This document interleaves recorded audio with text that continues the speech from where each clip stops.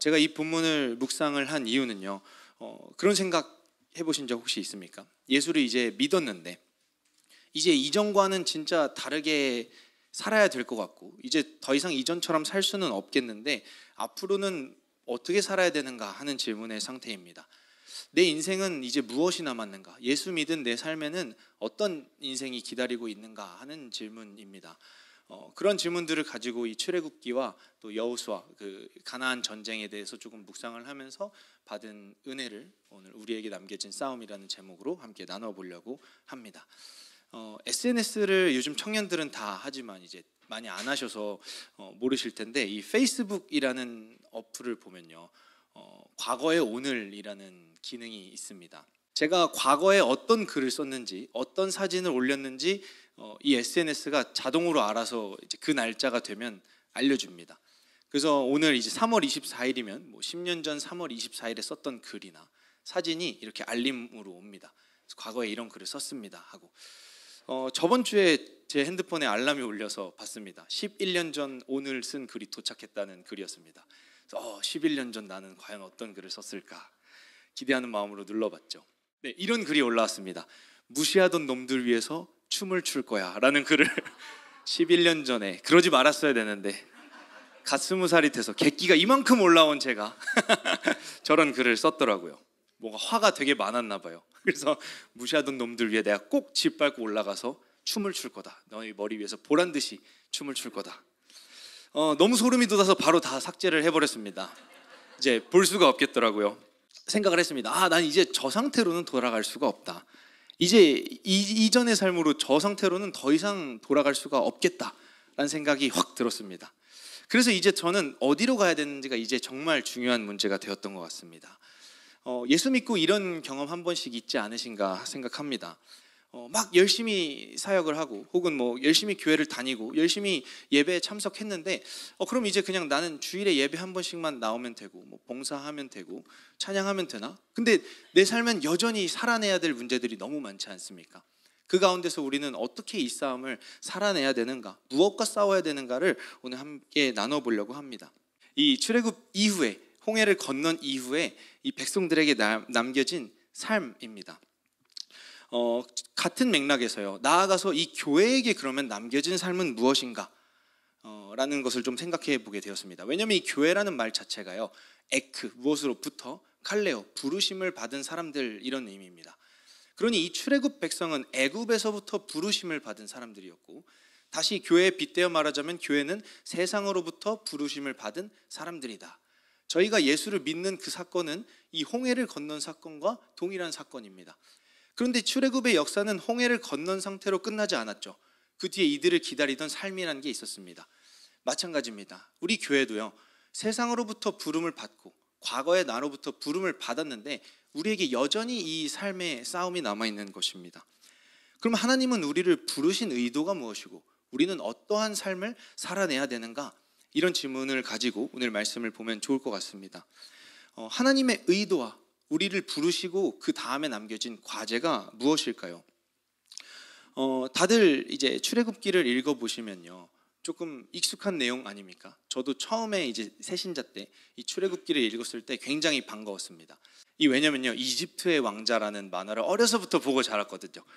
그래서 이 이집트의 왕자를 많이 봤기 때문에 출애굽기 정도는 다 알고 있지, 그 바다 건넌 거 아니에요? 이렇게 쫙 열려가지고 신는다 건너자 해서 건너고 하나님께 영광, 이런 내용 아닌가 해서 읽기 시작을 했는데 읽어보신 분들은 아실 겁니다. 한 20장 정도까지가 너무 흥미진진하고요.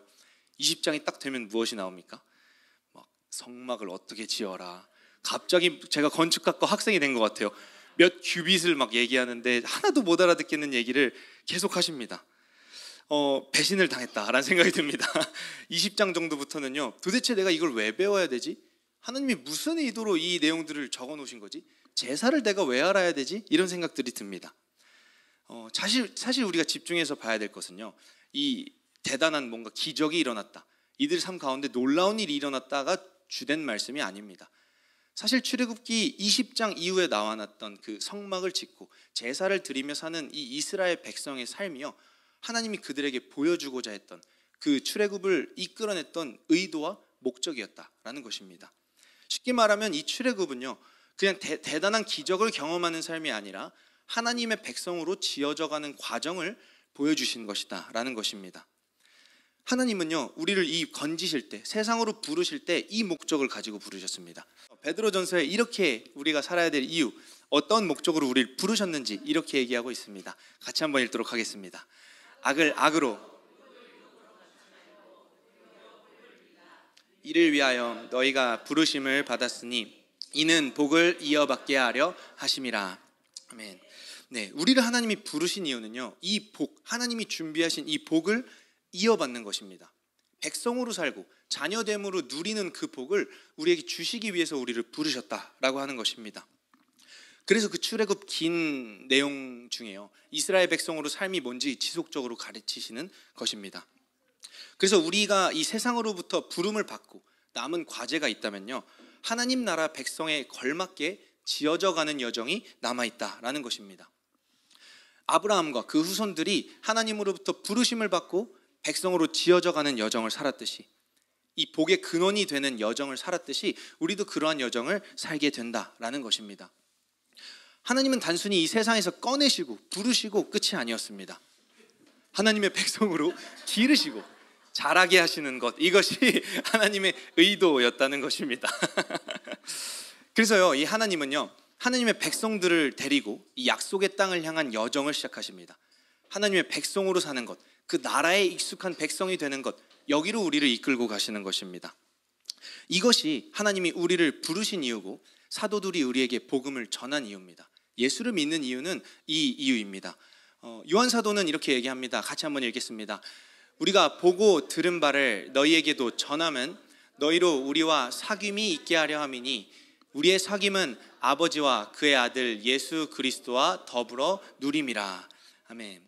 이것을 전한 이유는, 우리가 예수를 믿고 부르심을 경험한 이유는 그 사귐을 위해서, 그 관계를 위해서라고 이야기를 합니다.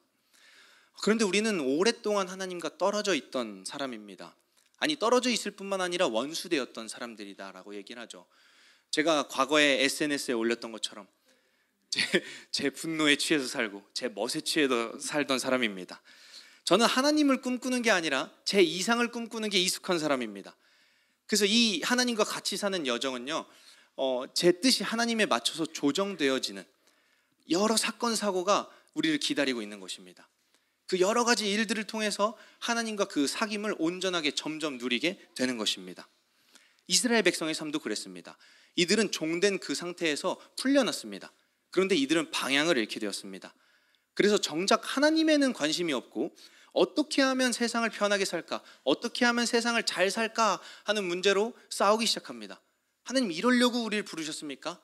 이들은 하나님의 같이 살자고 하는 그 음성을 듣지 못했습니다. 자기의 문제에 심취해 있었고 자기 분노에 심취해 있었습니다. 이들은 하나님한테는 관심도 없었고요, 하나님의 백성이라고는 할 수도 없는 수준이었습니다. 그러니 이런 이들에게, 이런 우리에게 싸움이 일어나는 것은 어쩌면 당연한 일입니다. 이 싸움으로 우리는 관계가 점점 깊어져야 하는 것입니다. 그래서 베드로 사도는요, 우리에게 일어나는 이 싸움을 이상히 여기지 말라라고 이야기를 합니다. 베드로전서 4장 12절에서 13절인데요. 사랑하는 자들아, 너희를 연단하려고 오는 불시험을 이상한 일 당하는 것 같이 이상히 여기지 말고 오히려 너희가 그리스도의 고난에 참여하는 것으로 즐거워하라. 이는 그의 영광을 나타내실 때에 너희로 즐거워하고 기뻐하게 하려 함이라 라고 이야기를 합니다. 우리 안에 이 싸움이 있다는 것입니다. 하나님의 백성으로 지어져 가고 하나님의 마음을 알고 의도를 아는 이 싸움이 있는 것입니다. 이 고난을 참여했을 때 우리가 즐거워하라, 우리가 하나님으로 즐거워하고 기뻐하게 되는 이 관계를 배우게 되는 것입니다. 바울은 로마서에서 이렇게 얘기를 합니다. 로마서 7장 22에서 23절 같이 한번 읽도록 하겠습니다. 내 속사람으로는 하나님의 법을 즐거워하되 내 지체 속에 있는 죄의 법으로 나를 사로잡는 것을 보는도다. 내 지체 속에 있는 다른 한 법이 내 마음의 법과 싸우는 이 싸움을 성도는 살아가게 되는 것입니다. 우리는 하나님 나라를 향한 여정, 그 백성으로 지어져가는 그 싸움을 살게 되는 것입니다. 오늘 본문을 보면요, 이 여호수아가 백성을 새로 이끌게 되는 것을 보게 됩니다. 이 하나님 나라의 여정, 이 여정에 새로운 지도자가 세워지는 것을 보게 됩니다. 그들에게 남긴 과업이 있다면 약속의 땅을 가는 여정, 약속의 땅으로 살아가는 여정과 전쟁이 남아있는 것입니다. 그들은 어떤 싸움을 싸울까요? 여호수아 본문 1장 1절에서 4절 말씀입니다. 여호와의 종 모세가 죽은 후에 여호와께서 내 종 모세가 죽었으니 이제 너는 이 모든 백성과 더불어 일어나 이 요단을 건너 내가 그들 곧 이스라엘 자손에게 주는 그 땅으로 가라. 내가 모세에게 말한 바와 같이 너희 발바닥으로 밟는 곳은 모두 내가 너희에게 주었노니 곧 광야와 이 레바논에서부터 큰 강 곧 유브라데 강까지 헷 족속의 온 땅과 또 해 지는 쪽 대해까지 너희의 영토가 되리라. 아멘. 네, 이 싸움에 대해서 기록하고 있습니다. 이 싸움은요, 우리가 아는 그 싸움이 아니었습니다. 하나님은 뭐라고 얘기하냐면요, 너희 영토가 되리라 라고 이야기를 합니다. 이것은 누가 더 센가의 싸움이 아니었습니다. 어떻게 하면 영토를 빼앗을까에 대한 싸움이 아니었습니다. 하나님은 영토가 되리라 라고 이미 선포를 하십니다. 그러니 전쟁을 잘 싸우든 전쟁을 못 싸우든 이 영토는 이스라엘 땅이 될 것입니다. 하나님은 이미 이것을 확보해 놓고 시작한 싸움입니다. 그렇다고 한다면 잘 싸우는가가 중요한 싸움이 아니겠죠. 이 싸움은요, 결과가 중요한 싸움이 아니라요, 결과를 내기 위해 부지런히 노력해야 될 싸움이 아니라 과정을 사는 싸움입니다. 이 싸움의 과정이 중요했던 것입니다. 이 싸움은요, 하나님의 백성으로 지어져가는 과정의 싸움이었습니다. 하나님과 함께 누리고 하나님과 함께 사는 것이 이 싸움의 목적이었던 것입니다. 하나님은 우리를 함께 살기 위해 이 땅에 부르셨습니다. 그 땅을 우리로 인도하신 것은요, 하나님이 그 땅에 허락된 그 모든 것을 우리와 함께 누리기 위함이었습니다. 그래서 오늘 본문에 하나님은 여호수아에게 이 싸움의 목적과 의도를 계속해서 상기시키십니다. 여호수아 1장 5절 말씀입니다. 같이 한번 읽도록 하겠습니다. 내 평생에 너를 능히 대적할 자가 없으리니 내가 모세와 함께 있었던 것 같이 너희와 함께 있을 것임이니라. 내가 너를 떠나지 아니하며 버리지 아니하리니. 네, 이 땅은요, 하나님과 함께 사는 것을 배우기 위한, 그 시간을 위한 땅이었습니다. 열심히 노력해서 얻는 땅이 아니었습니다.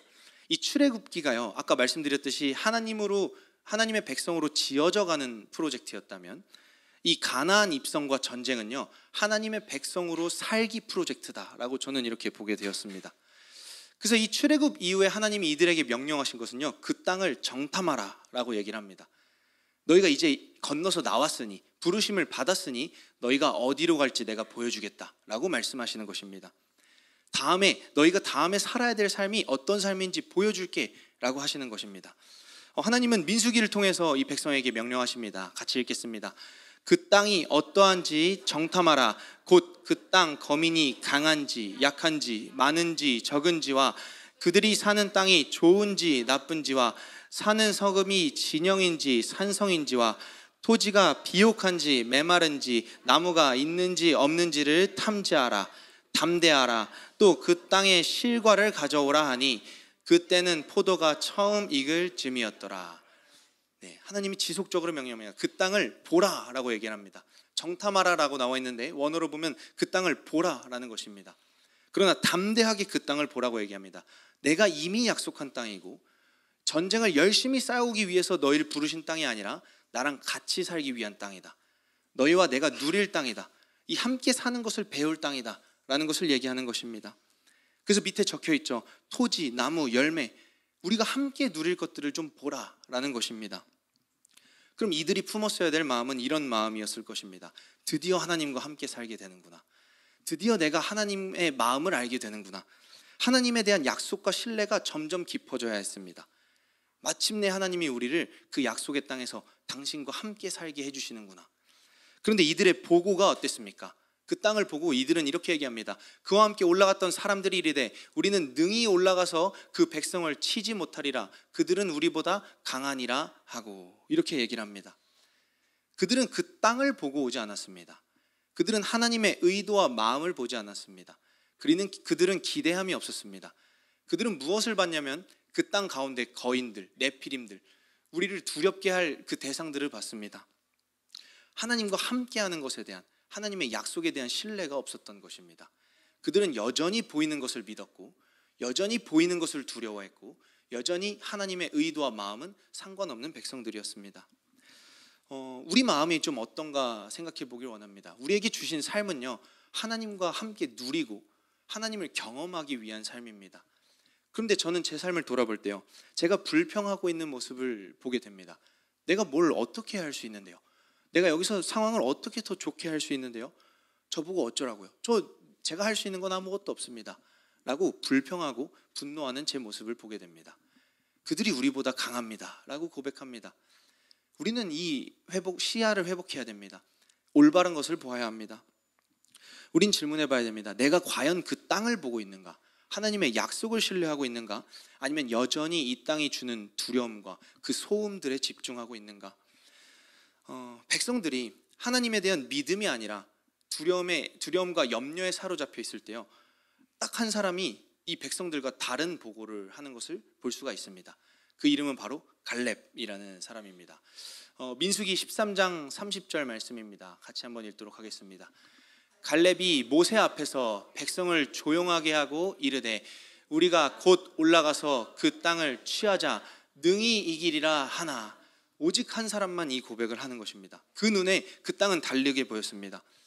사람들은 이 네피림들 거인한테 소위 말해서 쫄아 있었습니다. 엄청 겁을 내고 두려워하고 있었습니다.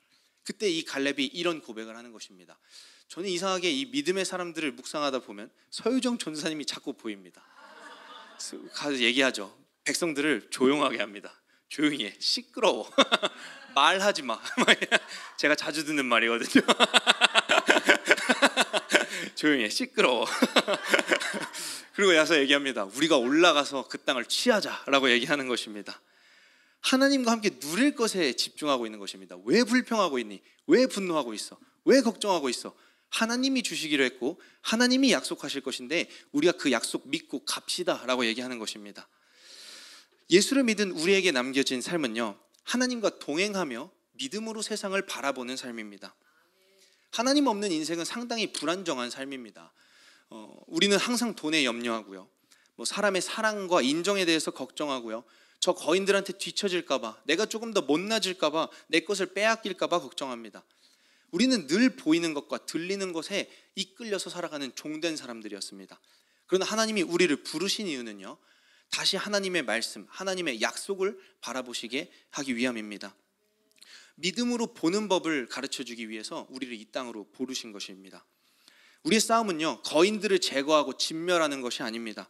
우리의 문제를 제거하고 평탄하게 삶이 아무 문제 없이 잘 살아갈 수 있도록 이것을 위해서 싸우는 것이 우리의 싸움이 아닙니다. 우리의 싸움은요, 하나님을 신뢰하기 위한 싸움입니다. 내 안에 두렵게 하던 것들로부터 눈을 떼고 하나님을 바라보는 싸움이 우리에게 남겨진 싸움인 것입니다. 그러니 하나님과 함께 사는 것이요, 이 싸움의 결론이고 의도이고 목적이었다라는 것입니다. 그래서 우리는 영웅적인 기술이나 담대함, 그런 어떤 마음이 필요한 게 아니라요, 하나님에 대한 신뢰가 회복되는 것이 필요합니다. 그래서 이 출애굽 이후의 전쟁은 이렇게 얘기할 수 있을 것 같습니다. 하나님이 나를 다스리도록 나를 내어드리는 전쟁이다라고 볼 수 있습니다. 그런데 우리는요, 삶 속에서 좀 엉뚱한 싸움을 싸울 때가 있는 것 같습니다. 중요한 문제, 뭔가 중요한 싸움이 아닌데 그것에 목숨을 걸고 막 하루의 대부분의 시간을 투자하고 내 감정을 쏟고 에너지를 쏟는 것을 볼 수가 있습니다. 사실 의미 없는 고민들이 참 많은데요, 저는 이런 경험이 있었습니다. 저는 고등학생 때 연극을 하려고 했습니다. 갑자기 고등학교 1학년, 2학년 때 어머니를 찾아가서 얘기했습니다. 엄마, 나는 연극을 할 거야. 굶어 죽어도 난 배우가 될 거야. 연예인이 될 거야. 라는 어떤 의지와 열정이 있었죠. 부모님이 당연히 크게 반대하셨습니다. 집이 한번 풍비박산이 났고요. 막 난리가 나서 막 죽이네 사네 똑같죠. 다 사람 사는 게 그렇지 않겠습니까? 아버지한테 불려가고 막 따로 호출 받아서, 저희 아버지가 그렇게 저를 호출하시는 분이 아닌데 차로 조용히 부르시더라고요. 그러더니 그건 안 된다. 너희가 삶을 그렇게 살아도 되겠냐. 그래서 고등학교 1학년 때 그 꿈을 접었습니다. 그리고 2학년이 돼서 다시 그 꿈을 꾸기 시작했습니다. 나는 연기를 할 거야. 그래서 다시 한번 찾아갑니다. 또 다시 한번 풍비박산이 났죠. 그래서 원인이 뭔가, 내가 왜 졌을까? 내가 왜 부모님을 이기지 못했을까? 내 의지가 좀 부족했을까? 뭐 이런 생각을 하다가 원인을 발견했습니다. 부모님이 아직 나에 대한 기대가 있다. 분명히 내 성적이 고등학생 때면 그렇게 좋진 않았는데 아직 중학교 시절에 나를 기억하시는구나. 아직 공부를 잘하는 줄 아시나 보다. 그러면은 절망감을 드리면, 완벽하게 절망하시면 나를 놓아주시겠지. 그래서 그날부터 모든 시험을 3번으로 찍기 시작했습니다. 충격을 받으셨죠? 그래서 3번부터 열심히 찍다가 저는 드럼라인에 가게 되었습니다. 그래, 너 하고 싶은 거 해라. 그래서 드럼라인에 갔죠. 주연 목사님을 만나게 되었습니다. 전 전공이 신학으로 바뀌었고요. 그렇게 하기 싫어하던 공부를 다시 시작했고요.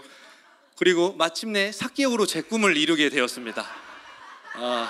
이번 올해의 선교 모습인데요. 단기 선교에 가서 사개오라는 역할을 하게 되었습니다. 제가 이 사개오 역할을 하면서 제 옛날 생각이 많이 나더라고요. 이럴 거였으면 뭐하러 그렇게 엄마랑 싸웠을까? 결국 저는요, 하나님한테 이끌려서요, 제가 하고 싶은 것도 하고 하기 싫은 것도 하고 공부도 하고 사개오도 하고 다 했습니다. 하나님은 다 이뤄내셨습니다. 우리 중고등부가 생각이 나더라고요. 진로 걱정하지 마세요, 여러분. 과학자며 선교사며 드럼 치는 진표가 될 수 있습니다. 의자 만드는 찬양 인도자 이영환이 될 수 있고요. 갑자기 향기가 예배 기획자로, 저희 PPT에 앉아 있는 거 보십시오. 사람이 어떻게 될지 아무도 모릅니다. 우리가 싸우고 있는 이 싸움은요, 사실 그렇게 중요하지 않은 싸움일지도 모릅니다. 상당 부분 그렇게 의미 없는 싸움일지도 모릅니다. 오히려 내가 버티고 서면요, 이 싸움은 더 길어집니다. 나한테 뭐 뾰족한 수가 있습니까? 나는 돈을 많이 벌어야 돼 하면 돈이 많이 벌어집니까? 돈이 많이 벌어야 돼 하고 저는 학창시절에 그 자판기 밑을 뒤져본 적이 있습니다. 제가 할 수 있는 생각의 수준은 그 정도밖에 안 됩니다. 알바를 할 수 없으니 동전이라도 주워보자, 뭐 이런 겁니다. 그런데 하나님한테 맡길 때요, 이 일이 아무것도 아닌 것을 경험하게 될 때가 있습니다. 그런 걱정, 그런 싸움 하지 않아도 괜찮습니다. 우리가 싸워야 될 싸움은요, 우리에게 남겨진 싸움은요, 효율적으로 결과를 내기 위한 싸움이 아닙니다. 우리에게 남겨진 싸움은요, 하나님이 쓰시기 편한 인간이 되는 싸움입니다. 우리가 열심히 싸워서 쟁취하는 승리가 아니라 이미 이뤄놓으신 승리를 믿고 바라는 싸움입니다. 그래서 우리에게 남겨진 싸움은요, 하나님을 신뢰하는가의 싸움입니다. 하나님이 어떠한 분인지 알아가는 여정이고 어떠한 목적과 뜻을 가지고 있는지 묵상하는 여정입니다. 그래서 갈렙과 같이 하나님이 하실 일에 대해서 명확한 기대함으로 움직이는 것, 이것이 성도의 싸움입니다. 이 싸움은요, 분명히 내 생각과는 다른 싸움입니다. 내가 생각했던 싸움이 아니에요. 싸워보신 분들은 다 알 겁니다. 저는 싸움을 그렇게 잘하지 않아요. 그런데 이상하게 중고등학교 때 이렇게 싸움 시비를 많이 붙었나 봐요. 약해 보이니까. 그래서 많이 싸우는데 영화처럼 저는 싸우고 싶거든요. 멋있게 주먹도 탁 피하고 반격도 멋있게. 근데 한 번도 그러지 못했고 날아오는 주먹을 감지한 적이 한 번도 없습니다. 맞아 있는 저만 항상 감지가 되더라고요. 그리고 항상 머리끄댕이를 잡고 놔라 뭐 이런 되게 치졸하고 옹졸한 이 싸움. 우리가 생각하는 싸움은 굉장히 대단한데요, 실제 우리가 마주하는 싸움은 되게 치졸한 그 싸움입니다. 우리 싸움이 그렇지 않은가 생각합니다. 내 안에 죄와 싸우는 여정은요, 하나님을 신뢰하지 못하고 하나님을 주목하지 못해서 맨날 이 치열하게 하루하루 살아가는 이 싸움을 살아가게 되는 것 같습니다. 아까 읽었던 로마서 7장 23절에서 24절 같이 한번 읽도록 하겠습니다. 내 지체 속에서 죄의 법으로 나를 사로잡는 것을 보는도다. 오호라, 나는 곤고한 사람이로다. 이 사망의 몸에서 누가 나를 건져내랴. 지금 바울도 얘기하죠. 내 지체 속에 있는 다른 법이 내 마음의 법과 싸워. 이 싸움에 대해서 얘기를 합니다. 그래서 이 나를 사로잡아가는 이 머리끄댕이 잡는 것을 보게 되는 겁니다. 놔라 싸우는 거죠. 우리는 멋있게 이겨낼 것 같지만 바울은 이렇게 고백합니다. 오호라, 나는 곤고한 사람이로다. 말이 너무 어렵죠. 원래 원어로 보면요, 내가 세상에서 가장 비천한 인간이고 가장 약한 사람입니다 라는 고백입니다. 우리의 싸움은요, 이 실상에 탄식하는 싸움입니다. 멋지게 싸우는 게 아니라 실상에 탄식할 대로 탄식하고 하나님에게 구원을 구하는 이 싸움을 살게 되는 것입니다. 다윗도 이 싸움을 싸우는데요, 시편에서 이렇게 얘기를 합니다. 같이 읽도록 하겠습니다. 내 죄악을 아뢰고 내 죄를 슬퍼함이니이다. 여호와여, 나를 버리지 마소서. 나의 하나님이여 나를 멀리하지 마소서. 속히 나를 도우소서. 주 나의 구원이시여. 네, 다윗의 싸움은요, 자기의 실상을 처절하게 보게 되는 싸움이었습니다. 내 죄를 슬퍼합니다. 나를 버리지 마세요 하나님이라고 고백합니다. 그가 치열하게 싸웠던 것은요, 몰려오는 적군도 아니고 원수도 아니고 자기 자신과 치열하게 싸우고 있었던 것입니다. 내 비참한 상태를 치열하게 앓고요, 하나님의 구원하심을 위해서 치열하게 달려가는 그 여정을 살았던 것입니다. 이들 모두 예수를 믿지 않을 때 했던 고백이 아닙니다. 예수를 믿은 다음에 일어났던 싸움입니다. 이 싸움이 우리 안에 있는가 우리는 확인해야 됩니다. 참 안타까운 것은 그리스도인들이 예수를 믿고 난 다음에요, 점점 이 싸움이 옅어지지 않는가라는 생각을 하게 되었습니다. 이것은 예수 안 믿는 사람들이 싸워야 될 싸움이 아니라 예수 믿는 우리가 싸워야 될 싸움인데, 정작 예수 믿고 시간이 지나면요, 싸울 일이 많이 없어집니다. 죄에 대해서 그렇게 심각해지는 것 같지도 않고요, 구원이 익숙해지는 내 모습을 발견하게 됩니다. 분명히 우리의 싸움은 내 생각과 다른데 우리의 싸움이 점점 고상해집니다. 싸움을 피하기도 하고 직면하지도 않게 되는 것 같습니다. 그런데 우리가 이 싸움에 대해서 묵상하지 않으면요, 우리는 또 다시 엉뚱한 것과 싸울지도 모릅니다. 또 다시 하나님을 신뢰하지 못하고 내 자아와 또 내가 원하는 것과 열심히 싸우게 되는지도 모릅니다. 그래서 이 교회에는요, 이 싸움을 다시 회복해야 됩니다. 이 본질적인 싸움, 구원을 위한 싸움을 회복해야 됩니다. 이 헬라어 단어 중에 아디아포라라는 단어가 있습니다. 이 아디아포라라는 단어의 의미는요, 이 아라는 말은 아니다라는 뜻이고, 디아포라라는 단어는 규정된이라는 말입니다. 그래서 규정된 것이 아니다라는 말입니다. 그래서 영어로는 indifference라고 하는 무관심, 중요하지 않은 일이라는 말이 있습니다.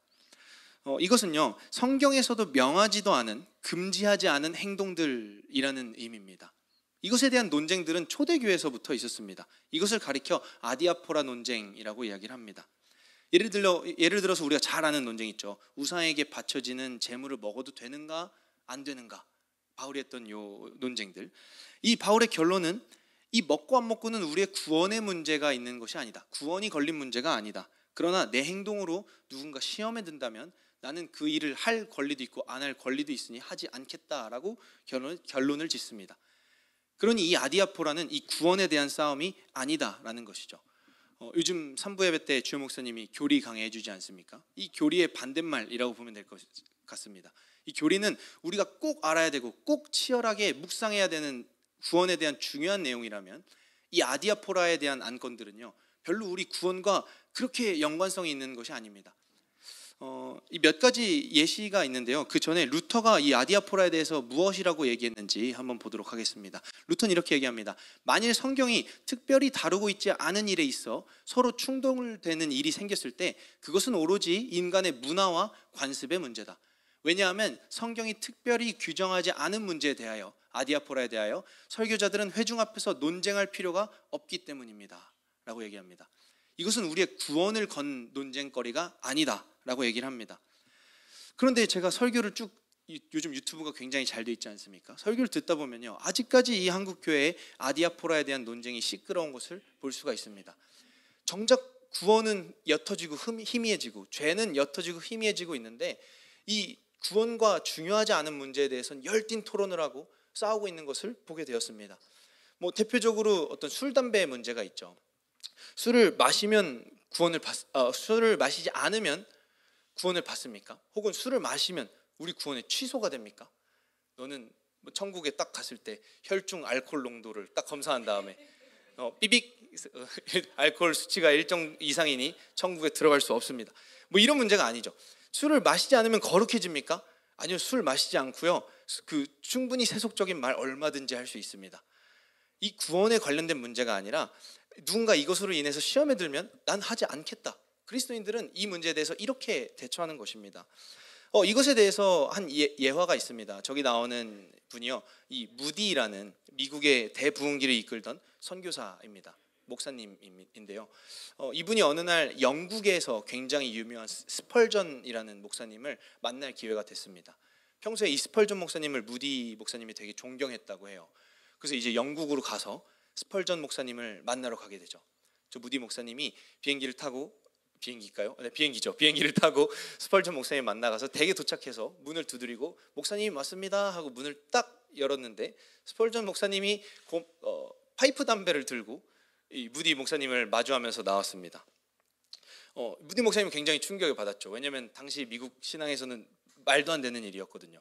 그래서 어떻게 목사님이 담배를 피실 수가 있습니까? 라고 스펄전 목사님에게 물었습니다. 그때 스펄전 목사님이 무디 목사님의 배를 이렇게 쿡 찌르면서 얘기했다고 해요. 그럼 기독교인이 이렇게 배는 나와도 되나? 라고 얘기를 합니다. 담배만 죄인가? 탐식과 게으름은 죄가 아닌가? 이런 질문을 하는 것입니다. 이런 구원에 대한 옳고 그름의 문제가 아니라는 것이죠.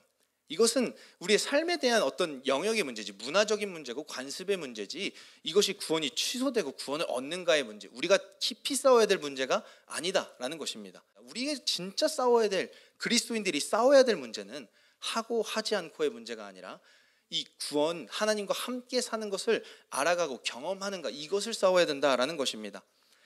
그래서 교회는 마땅히 이런 질문을 해야 됩니다. 하나님의 말씀이 실질적으로 내 삶에, 내 영혼에 효력이 있는가라는 것입니다.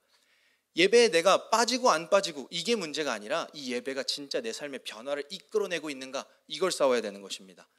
우리가 진짜 싸워야 되는 것은 술, 담배 해도 되는가 안 되는가의 문제가 아니라 내 가치관이 성경적 가치관으로 바뀌어가고 있는가, 내가 하나님의 뜻과 목적에 맞게 생각하고 말하고 있는가. 그 사람은 어딜 가든 술을 먹든 안 먹든 그 가치관으로밖에 얘기를 못합니다. 이게 더 중요한 문제다라는 것입니다. 우리가 싸워야 될 것은요, 이 복음을 어떻게 이 세대에게 전달할 수 있을 것인가, 이 다음 세대에게 그들의 언어로 우리에게 이 복음을 흘려보낼 수 있는 것인가. 이 구원이 우리의 정말 중요한 싸움이지 해야 되고 하지 말아야 되고 이 싸움이 중요한 싸움이 아니다라는 것입니다. 바울은 에베소서에서 우리의 싸움에 대해서 이렇게 얘기합니다. 같이 한번 읽도록 하겠습니다. 우리의 씨름은 혈과 육을, 통치자들과 권세들과 이 어둠의 세상 주관자들과 하늘에 있는 악의 영들을 상대함이라. 그러므로 하나님의 전신 갑주를 취하라. 이는 악한 날에 너희가 능히 대적하고 모든 일을 행한 후에 서기 위함이라. 우리의 싸움은 혈과 육, 해도 되는가 안 되는가, 이게 옳게 보이는가 안 보이는가의 싸움이 아니라는 것입니다. 죄와 구원에 대한 싸움이고 영생을 향한 싸움이고 영에 관한 싸움이다 라고 얘기를 합니다. 그 싸움은요, 하나님의 전신갑주를 취하는 싸움입니다. 내 무기를 장착하고 내 방어 도구를 장착하는 게 아니라 하나님의 전신갑주입니다. 그 내용이 무엇입니까? 진리이고 의이고 평안이고 구원이고 말씀입니다. 하나님을 아는 것, 이것이 우리가 싸워야 될 무기라는 것입니다. 이 싸움을 싸우는 것입니다. 하나님을 알아가고 경험하고 신뢰하고 구원과 약속에 대해서 묵상하고 그것이 내 삶의 변화로 나타나게 되는 것, 이것이 우리가 살아야 될 싸움이다라는 것입니다. 그러니 우리는 엉뚱한 것에 힘을 뺄 필요가 없습니다. 우리의 싸움은 하나님과 함께 사는 싸움, 이 싸움이면 되는 것입니다. 오늘 본문에는요, 이 싸움을 앞두고 하나님이 여호수아에게 이렇게 얘기합니다. 강하고 담대하라 라고 이야기를 합니다. 3번 정도 반복하죠. 강하고 담대하라. 7절에도 강하고 담대하여, 9절에도 강하고 담대하라 라고 얘기합니다. 그리고 얘기하세요. 내가 어디로 가든지 내 하나님 여호와가 너와 함께 하느니라 라고 얘기를 합니다. 이 전쟁에서 담대할 수 있는 방법은요, 이 전쟁을 싸울 수 있는 방법은요, 하나님과 함께 하는 것밖에 없다라는 것입니다. 이 전쟁, 이 싸움이 가지는 메시지는요, 하나님과 동행하는 것입니다. 하나님의 마음을 알고 의도를 알고 뜻을 아는 것입니다. 그러니 이 싸움은 비본질적인 것과 싸우는, 또 내가 좀 더 나은 인간이 되기 위해서 치열하게 싸우는 그런 싸움이 아니라 하나님과 깊어지는 싸움을 살게 되는 것이죠. 그런데 이 전쟁 앞에서요, 이스라엘이 하나님과 동상이몽의 상태가 되는 것을 보게 됩니다. 같은 것을 보고도 다른 마음을 가지게 되는 것이죠. 제가 금요 예배 때 이런 얘기 했어요. 저는 동상이몽을 경험을 해본 적이 없습니다. 왜냐하면 저희 부부를 가장 잘 나타내는 말은 이심전심이기 때문입니다 라고 얘기를 했는데요. 근데 그 금요 예배 때 그런 얘기를 하고 아까 동상이몽을 점심시간에 거쳐서 제가 할 수 있는 말이 없어졌습니다. 가방이 하나 없어졌거든요. 근데 마음이 잘 안 맞더라고요. 그래서 살짝 위험했다가 다행히 제 실수였고 제가 찾았습니다. 다행입니다. 근데 이 이스라엘과 하나님이요, 이 전쟁 가운데서, 싸움 가운데서 이 동상이몽의 상태를 겪고 있지 않았는가라는 것을 보게 됐습니다. 하나님은 자신과 함께 살고 머물고 관계하기 위해서 이들을 불렀는데, 정작 이 백성은 자신의 새 미래를 꿈꾸고 새 땅을 차지하기 위한 전쟁을 살게 되는 것을 보게 됩니다. 우리는 하나님의 전쟁이라는 이름으로 내 삶을 살고 있지는 않은가 좀 질문해 봤으면 좋겠습니다. 우리가 맨날 신앙 안에서 질문하는 것들이 내 문제가 해결되고 내 미래가 보장되고 내 안정을 위한 싸움을 싸우고 있지는 않은지, 우리가 질문해 봐야 될 것은 무엇이 승리이고 무엇이 패배인가 라는 질문입니다. 오늘 본문 뒤에는요, 이제 전쟁이 본격적으로 시작이 됩니다. 여리고 전쟁이 시작이 되죠. 이 하나님의 마음에 합하지 않았던 이 백성이 전쟁 안으로 들어가게 되는 것입니다. 그래서 하나님은 이 전쟁을 통해서 알려주고자 하는 메시지가 있었는데요, 이 백성들은 동상이몽의 상태라 이 메시지를 캐치하지 못합니다. 그래서 여리고 전투를 잘 보면요, 이상합니다. 잘 싸우라고 얘기하지 않으세요. 대단히 막 용맹하게 적진으로 쳐들어가라 하는 이런 전쟁이 아닙니다. 이 전쟁의 방법을 보면 이렇습니다. 하나님은 7일 동안 성 주위를 돌라고 하십니다. 언약궤를 메고 나팔을 불라 군악대를 맨 앞에 세워서 전쟁을 시작하십니다. 그래서 7일 동안 도는데요, 6일 동안은 한 바퀴씩, 그리고 마지막 7일째는 7바퀴를 돌고, 그게 다 끝나면 나팔을 불고 소리를 치라 라고 하는 이 전쟁이었습니다. 하나님이 참 똑똑하시고 역시 모든 것을 다 아시는 분인 게, 주의사항을 하나 주는데 돌 때 아무 말도 하지 마라고 얘기를 합니다. 갈렙이랑 똑같죠. 조용히 해, 말하지 마라고 불평을 사전타단해버리십니다. 그래서 입을 꾹 닫고 이들이 이 언약궤를 돌고 나팔을 들고 성 주위를 뱅글뱅글 돌고 있으면 상대 입장에서는 어떻겠습니까? 황당하죠. 이 싸울 의지가 싹 사라집니다. 강해 보이지도 않고요. 저게 뭐 하는가 싶습니다. 이스라엘 입장에서도 당황스러운 싸움이었을 것입니다. 이게 맞나? 내 삶의 이 문제 앞에서, 저 큰 여리고 앞에서 내가 이렇게 대처하는 게 맞나? 라는 생각이 듭니다. 근데 마지막 7일째가 되는 날, 이들이 그 나팔을 불고 소리를 지르자 여리고 성이 무너지는 것을 보게 됩니다. 이들은 어떤 전쟁과 싸움을 싸운 것일까요? 이들은 열심히 싸우고 열심히 나팔을 부는 이런 싸움이 아니었죠. 이들은 하나님을 철저하게 신뢰하는 싸움이었습니다. 하나님의 백성으로 지어져가는 싸움이었습니다. 여기서 주는 메시지는요, 종교적인 맹신도 아니고 하나님 말 지키면 여리고성같이 다 무너져서 인생이 잘 된다라는 교훈도 아닙니다. 여기서 주는 메시지는요, 이 사건을 통해서, 이 전쟁을 통해서 하나님이 어떠한 분인지 너희에게 알게 하겠다라는 메시지입니다. 이 땅에서 하나님의 약속을 어떻게 이뤄나가실 것인가, 너희가 이 전쟁을 살게 될 거야, 나를 신뢰하는 전쟁을 살게 될 거야 라고 말씀하시는 것입니다. 그런데요, 이 사무엘상 말씀을 보면요, 이 전쟁을 묘하게 흉내낸 것 같은 전쟁이 하나 등장합니다. 블레셋이라는 적군들이 이스라엘 앞에 쳐들어오거든요. 근데 그들 앞에서 이스라엘이 잔뜩 겁을 먹습니다. 사무엘상 4장 2절 말씀 한번 읽도록 하겠습니다. 블레셋 사람들이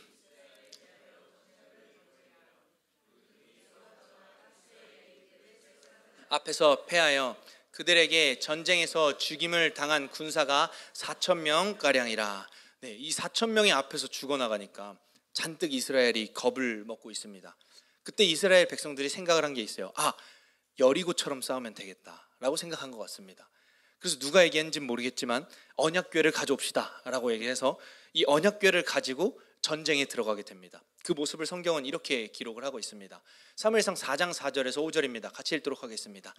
이에 백성이 실로에 사람을 보내어 그룹 사이에 계신 만군의 여호와의 언약궤를 거기서 가져왔고, 엘리의 두 아들 홈니와 비느하스는 하나님의 언약궤와 함께 거기에 있었더라.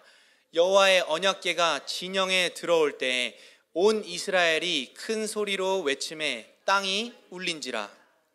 네, 이 궤를 들고 이스라엘이 기세가 등등해졌습니다. 강하고 담대하라, 딱 맞지 않습니까? 땅이 울릴 정도로. 다음 절에 보면은 블레셋 사람들이 이 외치는 소리에 덜덜 떱니다. 뭔가 대단한 게 왔다 걱정을 하고 있습니다. 그런데 전쟁의 결과는 어땠습니까? 참패를 하게 됩니다. 궤를 들고 왔던 저 두 아들은 죽고요, 이 궤는 이방 사람들, 이 블레셋 사람 손에 넘어가게 됩니다. 똑같이 싸운 것 같은데 도대체 뭐가 문제였을까요? 궤도 들었고 소리도 질렀는데. 우리는 질문해 봐야 될 것이 뭐냐면, 이 신앙생활을 하다 보면요, 이 종교적 관습만 남아있고 신앙 생활 패턴만 남아있고 하나님은 사라지는 경우가 있습니다. 하나님은 사라지고 내 얻어지는 것, 내 불필요한 것이 제거되는 것에만 너무 집중되는 것을 저는 제 삶을 통해서 경험합니다. 여리고 전투에서 이스라엘은 분명히 하나님과 함께 사는 것을 배웠습니다. 그런데 여기서 중요한 것은요, 이 전쟁에서 그들이 열심히 싸워서 열심히 나팔을 불어서 얻은 승리가 아니다라는 것입니다. 이미 정해놓은 승리, 이미 하나님께서 완성하신 승리에 그들은 하나님과 함께하는 것을 그저 배웠을 뿐입니다. 그 과정 가운데 승리라는 결과는 따라오게 된 것입니다. 그들은 그 전쟁을 통하여 하나님과 함께 사는 것을 배운 것이지 하나님의 어떤 기적을 행할 수 있는 능력을 얻게 된 게 아닙니다. 그런데 이 블레셋 전투는 좀 달랐습니다. 이들은 자신의 승리와 성공에 대한 집착으로 하나님을 이용하는 전쟁이었습니다. 이 전쟁은 승리해도 하나님의 뜻과 의도를 경험할 수 없는 전쟁이었습니다. 이 승리가 과연 누구의 승리입니까? 이게 과연 하나님의 승리입니까? 이스라엘 자신의 역량과 능력의 승리입니까? 우리는 이 믿음의 싸움에 대한 오해를 바로잡아야 됩니다. 대단하고 거룩한 신앙인, 모든 문제가 없어지는 신앙인, 질문할 것도 없이 완벽한 신앙인이 되는 것이 우리의 목적이 아니라 하나님이 필요한 사람, 하나님의 의도를 알고 그 길에 언제든 순종할 수 있는 그 믿음의 사람으로 지어져 가는 것이 우리에게 남겨진 싸움이다라는 것입니다. 우리의 싸움은요, 그저 하나님과의 관계 안에서 사귀고 누리는 것이 되어야 됩니다. 우린 질문해 봤으면 좋겠습니다. 우리는 오늘 하루 어떻게 싸우고 있습니까? 도덕적으로 완벽해지고 내가 원하는 승리만 가득한 그런 그리스도인으로서 싸우고 있습니까? 아니면 불완전한 나를 부르시고 구원하시고 영접하시는 예수 그리스도를 누리기 소원하면서 싸우고 있습니까? 우리는 어떤 싸움을 살고 있습니까? 안정적인 삶을 위해서, 성공적인 사역을 위해서, 평안하고 아무 일 일어나지 않는 내 일상을 위해서 싸우고 있습니까? 아니면 하나님이 주신 이 모든 것들을 하나님의 약속 안에서 누리고 있습니까? 우리는 이런 질문을 좀 해봤으면 좋겠습니다. 우리의 찬양은요, 저 푸른 초원 위에 그림 같은 집을 짓고 사랑하는 우리님과 한 100년 살고 싶어 라고 찬양하지 않습니다. 이것은 그냥 내가 원하는 천국이고 내 소망일 뿐입니다. 우리의 찬양은요, 내 주 예수 계신 곳이 그 어디나 하늘나라라고 찬양을 합니다. 하나님과 함께 하는 것이 더 중요한 것입니다. 어디에 있든 무엇을 하든 결과가 어떻든 하나님이 함께 하시는 것이 우리의 승리입니다. 그러니 우리의 승리는요, 성공적인 결과가 아니라 오늘 주님과 함께 살아본 경험입니다. 우리의 실패는요, 나의 무능력함과 수치가 드러난 것이 아닙니다. 우리의 실패는 하나님의 이름을 사용하여 나의 일을 성공적으로 마친 것, 오히려 그것이 우리에게 가장 큰 실패입니다. 그러니 우리는 종교 행위가 아니라 하나님과 더 깊어지기 위한 믿음의 싸움을 살아내야 합니다. 내 자아의 환멸을 느끼고 여전히 살아있는 내 육적 행함과 싸워야 합니다. 그리고 우리가 집중해야 될 것은 여전히 그런 일을 행하는 내가 아니라 하나님이 어떤 일을 하실 건지에 대한 약속을 집중해야 됩니다. 하나님의 영생의 말씀에 집중하는 것이 우리의 싸움입니다. 우리에게 남겨진 싸움은요, 나의 승리를 위한 싸움이 아니라 하나님과 함께 될 그 땅, 함께 살 그 나라를 꿈꾸며 하나님이 다스림이 온전히 내 삶에 누려지는 것을 꿈꾸며 싸우는 싸움입니다. 우리에게 남겨진 싸움은요, 날마다 하나님 나라에 가까워지는 싸움, 하나님과 함께 사는 싸움, 이 싸움이 남겨져 있는 것입니다. 그런데 이 여호수아 뒷부분에 보면요, 이 전쟁이 마치고 영토가 분배되는 것을 볼 수가 있습니다. 이 영토가 분배될 때요, 분배되고 난 뒤에 이스라엘은 다시 자기 소견을 따라서 하나님을 신뢰하지 않는 모습을 보이게 됩니다. 잘 알듯이 여호수아 다음에 어떤 이야기가 이어지죠? 여호수아 다음에 사사기가 이어집니다. 이 사사기를 보면요, 자기 옳은 소견대로 행하니라가 이 사사기의 주된 내용입니다. 그들이 다시 하나님을 잃어버리고 하나님을 잊어버리고 자기 소견을 따라서 행합니다. 하나님은 그들의 삶에 이 전쟁을 남겨놓겠다, 전쟁을 남겨놓았다라고 말씀하시는데요, 그 부분 한번 같이 읽도록 하겠습니다. 여호와께서 가나안의 모든 전쟁들을 알지 못한 이스라엘을 시험하려 하시며 이스라엘 자손의 세대 중에 아직 전쟁을 알지 못하는 자들에게 그것을 가르쳐 알게 하려 하사 남겨두신 이방 민족들은 이라고 기록되어 있습니다. 아직 전쟁을 알지 못하는 자들에게, 전쟁을 알지 못한 사람이 어디 있습니까? 전쟁이 무섭고 두렵고 힘든 거는 전쟁을 겪어보지 않은 세대도 다 알만한 내용입니다. 아니면 하나님이 이런 의도로 얘기했을까요? 이런 세상의 어려움, 풍파도 겪어보지 않은 이런 MZ 세대들 너희가 신앙의 깊이를 아니? 이런 싸움을 한번 싸워봐야 깊어지는 거지. 뭐 이런 얘기도 아니었어요. 나 때는 말이야 이런 얘기 아니었을 것입니다. 하나님이 알려주시려고 하는 것은, 가르쳐 알게 하시는 것은 그런 내용이 아닙니다. 지금 이들에게 무슨 전쟁을 남겨두신 거냐면요, 너희가 이제 땅이 생기고 편안해지니까 다시 하나님의 의도와 뜻을 잊었구나 라는 것입니다. 너에게 이 전쟁이 남겨져 있어. 무슨 전쟁이냐면 너희가 땅에 들어갔지만 아직 네 안에 남아있는 너의 죄성, 너의 본성, 하나님 나라 맞지 않는 그 모습, 너희가 이것과 싸우게 될 거야. 내가 이 전쟁을 남겨놓았고 이것을 통해서 나와 함께 사는 법을 너희가 배우게 될 거다 라는 것을 이야기하는 것입니다. 우리는 어떻습니까? 우리는 어떤 싸움을 살고 있습니까? 예수 믿으면 모든 고민과 문제가 해결되고 착해지고 도덕적으로 사회적으로 선한 사람이 돼서 굉장히 나이스한 사람이 돼서 더 이상 말씀과 구원에 씨름하고 삶의 문제로 질문하고 고민할 필요가 없어졌습니까? 아닙니다. 처음 말씀드렸듯이 우리 삶엔 여전히 문제가 가득합니다. 그러니 이 문제는요, 이 영적인 전쟁으로 드러나야 됩니다. 하나님, 내가 여전히 하나님을 보지 못합니다. 이 문제 앞에서 내가 또 넘어집니다. 내가 또 이방 사람처럼 살고 있었습니다. 내가 여전히 하나님께 구하지 않고 하나님을 신뢰하지 않고 의탁하지 않았습니다. 이 전쟁이 끊임없이 일어나야 되는 것입니다. 제 삶도 마찬가지입니다. 저는 괜찮지 않습니다. 여전히 불평하고 여전히 누군가를 원망합니다. 그리고 제가 아는 하나님은 너무 지극히 일부입니다. 너무 작습니다. 그래서 하나님을 신뢰하지 못하는 순간들이 너무나도 많습니다. 우리는 끊임없이 이런 옛 자아와 옛 본성들과 싸워내야 됩니다. 그때 우리는 이전에 보지 못했던 내 죄들을 내 삶을 통해서 발견하게 됩니다. 말씀 앞에 깨달아지게 됩니다. 그때 우리는요, 더 이 구원과 영생이 간절해지고 치열하게 싸워낼 수 있는 것입니다. 은혜를 누린 사람은요, 거룩하고 문제없는 인간이 되는 것이 아니라 하나님을 신뢰할 수밖에 없는 인간이 됩니다. 우리 문제가 다 사라져서 질문이 사라지고 굉장히 나이스한 상태, 평화로운 상태가 유지되는 것이 아니라 이 전쟁 때문에 하나님, 내가 오늘 또 넘어졌습니다. 하나님, 제발 나를 구원해 주세요 하는 이 간절함으로 오히려 하나님 앞에 나아가게 되는 것입니다. 우리는 신앙이 깊어지면 깊어질수록 지속적으로 이 전쟁을 살아나가게 되는 것입니다. 바울은 디모데전서에서 이렇게 얘기를 합니다. 같이 읽겠습니다.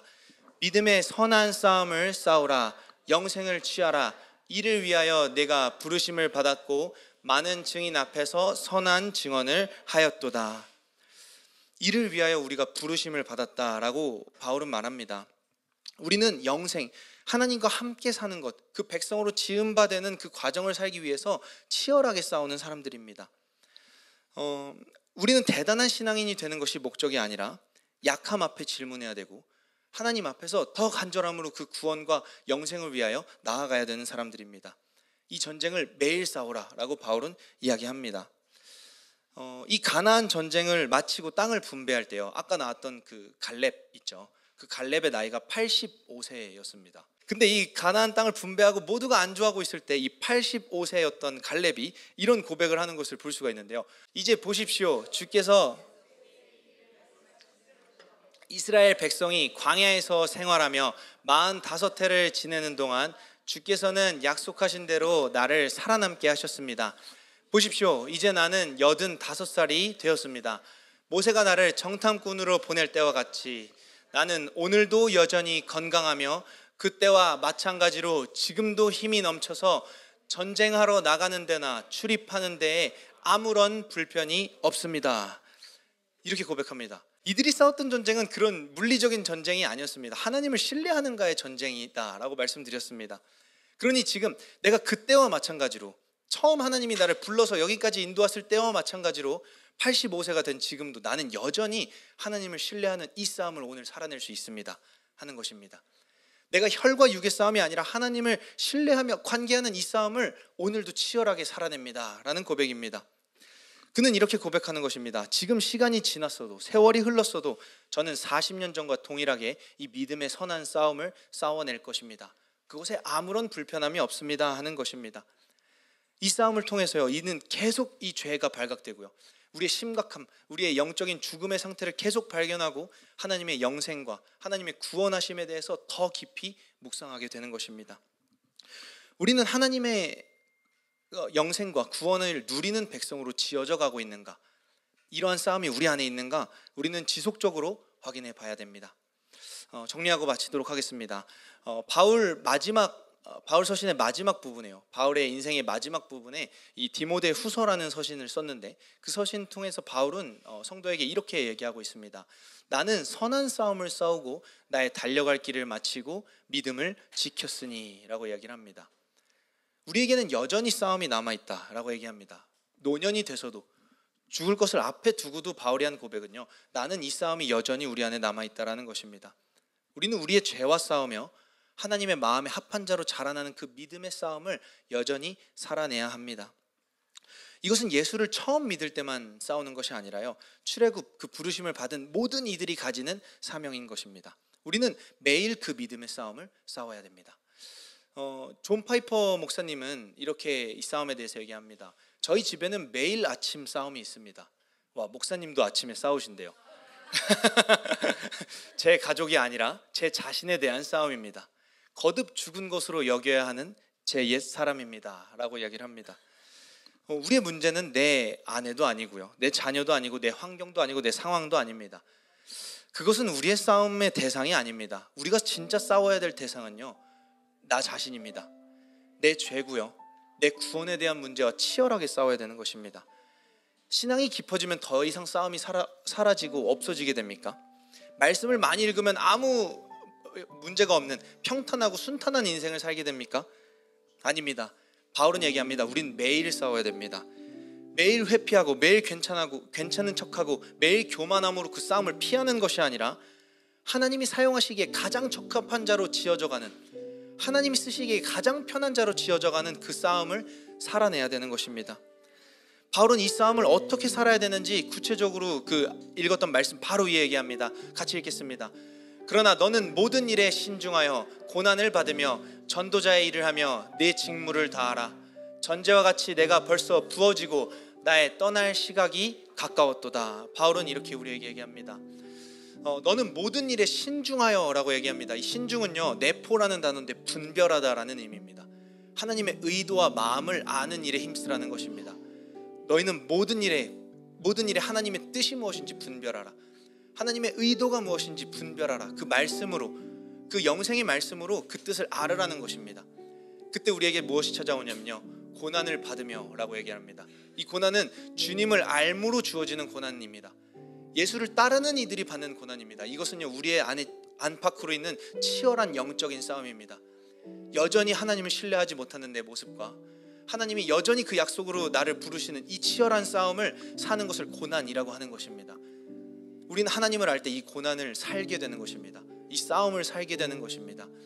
또 이어서 말합니다. 전도자의 일을 하며, 자, 이제 모두 우리 신학교에 가면 됩니다, 여러분. 아니죠. 전도자의 일은 복음을 전하는 역할을 하며 라고 얘기합니다. 정확히는 이 하면 엘고는요, 우리가 해서 나타나는 게 아니라 나타나게 되는 것입니다. 이 복음을 전하는 자로 나타내게 되고 사용바 된다라는 것입니다. 그런데 어디서 그것을 하냐면 네 직무를 다하라 라고 얘기합니다. 다른 사람 일 말고, 다른 사람은 어떤 일 하는 거 중요하지 않고 너에게 맡겨진 오늘 하루, 너에게 맡겨진 오늘 가정, 너에게 맡겨진 오늘 일, 이 안에서 전도자의 일을 하며 고난을 받으며 신중하게 살으라 라고 바울은 이야기하고 있습니다. 우리는요, 각각의 전도자이지만요, 우리의 직무를 충실히 살아내야 되는 사람이 되어야 합니다. 왜냐하면 우리의 싸움은요, 우리를 발전시키고 역량을 늘리는 싸움이 아니라 하나님을 누리는 싸움이기 때문입니다. 우리는 각자의 자리에서 그저 직무를 다할 뿐입니다. 어떤 역할로? 복음을 전하는 자로, 이 세상에 빛을 전하는 자로 싸우는 것입니다. 이 전하기 위해서 우리는 어떤 싸움을 싸워야 됩니까? 하나님을 분별할 수 있어야 됩니다. 주님을 알아가는 싸움을 치열하게 매일매일 싸워 나가는 것입니다. 하나님의 뜻과 내 뜻이 얼마나 다른지, 하나님이 얼마나 놀라운 일을 품고 계셨는지, 그런데 나는 오늘도 그 뜻을 보지 못하고 있음을 매일매일 싸워 나가야 되는 것이 성도의 삶입니다. 바울은 6절에서 이렇게 얘기합니다. 전제와 같이 내가 벌써 부어지고 라고 얘기합니다. 이 전제는요, 제물이 바쳐지기 전에 포도주를 뿌리는 의식이었습니다. 그러니 이 포도주를 붓는다라는 것은요, 제물이 이제 활활 탄다라는 것입니다. 바울이 전제와 같이 내가 부어졌다라는 것은 내가 이제 곧 타게 될 것이다. 주님의 구원하심을 위하여 마음껏 사용되게 될 것이다. 그것이 다 이루어지게 될 것이다. 내 삶의 목적이 다 이루어지게 될 것이다. 나의 떠날 시각이 가까웠다 라고 이야기하는 것입니다. 우리는요, 무엇을 위해 부르심을 받았냐면요, 이 영생을 위하여, 하나님의 구원하심을 위하여 쏟아부은 바 되는 인생으로 부르심을 받은 것입니다. 세상으로 부름받은 교회에게 남겨진 삶은요, 신중하며 분별하며 주님과 함께 고난을 받고 주님의 빛을 전하고 우리 각자의 자리에서 주님을 충분히 누리는 것, 이것이 우리를 부르신 이유입니다. 구원을 위해서 우리가 부어지길 원합니다. 내 문제, 내 어떤 걱정거리, 여기에 매달리는 우리 신앙이 아니라요, 하나님의 구원하심이 나를 마음껏 사용하시기를 간절히 기도하는 우리 예일교회가 됐으면 좋겠습니다. 우리는 싸워야 됩니다. 하나님을 아는 것, 하나님을 경험하는 것을 위해 싸워야 됩니다. 우리는 싸워야 됩니다. 내 삶에서 최선을 다하고 빛의 자녀로서 그 삶을 누리고 그들에게 빛을 전해주는 자로 치열하게 싸워야 됩니다. 우리는 싸워야 됩니다. 내 방법과 내 꿈과 내 계획이 아니라 전제와 같이 하나님의 구원하심에 내 삶이 부어지도록 싸워야 됩니다. 하나님이 나를 마음껏 사용하시도록, 내 모든 생각과 뜻이 내려지도록 그 싸움을 우리는 살아내야 되는 것입니다. 어떤 자리든 어떤 직분이든 어떤 직무든 우리가 모든 각자의 자리에서 하나님을 충분히 누리며 싸우는 성도가 되길 원합니다. 우리가 이 매일 각자의 자리에서 믿음을 지키는 믿음의 싸움을 살아내시기를 이 시간 간절히 기도드립니다. 우리 기도하고 마치도록 하겠습니다.